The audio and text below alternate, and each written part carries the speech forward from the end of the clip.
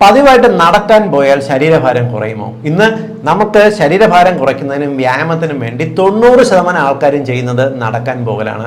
നടന്നാൽ മാത്രം ഒരിക്കലും നിങ്ങളുടെ ശരീരഭാരം കുറയില്ല.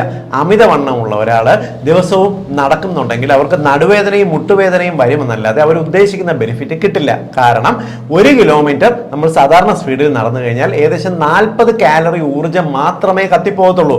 അത് നിങ്ങൾക്ക് പ്രത്യേകിച്ച് വണ്ണം കുറയാൻ ഒരു തരത്തിലും ഉപകാരപ്പെടത്തില്ല. വെയിറ്റ് കുറയണമെന്നുണ്ടെങ്കിൽ ഏറ്റവും കുറഞ്ഞത് നിങ്ങൾ 1 കിലോമീറ്റർ ഓടുകയെങ്കിലും ചെയ്യണം.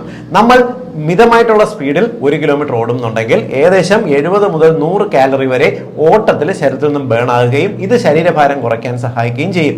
അങ്ങനെ നടത്തവും ഓട്ടവും കൂടി ചേർന്നിട്ടുള്ള ഒരു വ്യായാമമായിട്ട് മുന്നോട്ട് പോയാൽ മാത്രമേ നിങ്ങൾക്ക് നടത്തത്തിലും ഓട്ടത്തിലും അല്പമെങ്കിലും ശരീരഭാരം കുറയ്ക്കാൻ സാധിക്കത്തുള്ളൂ.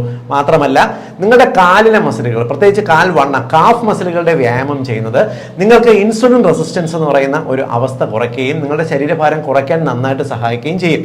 അതിന് നടക്കുന്നതിനേക്കാൾ കുറച്ച് ഓടുന്നതാണ് നല്ലത്. കൂടാതെ കാഫ് മസിൽസിന്റെ, കാലിലെ വണ്ണയുടെ മസിലുകളുടെ എക്സസൈസും ചെയ്യുന്നതും നിങ്ങൾക്ക് ശരീരഭാരം വളരെ പെട്ടെന്ന് കുറയുന്നതിന് സഹായിക്കും. പതിവായിട്ട് വണ്ണം കുറയ്ക്കാൻ നടക്കുന്നവരുടെ അറിവിലേക്ക് ഈ സത്യം ഒന്ന് ഷെയർ ചെയ്തോളൂ.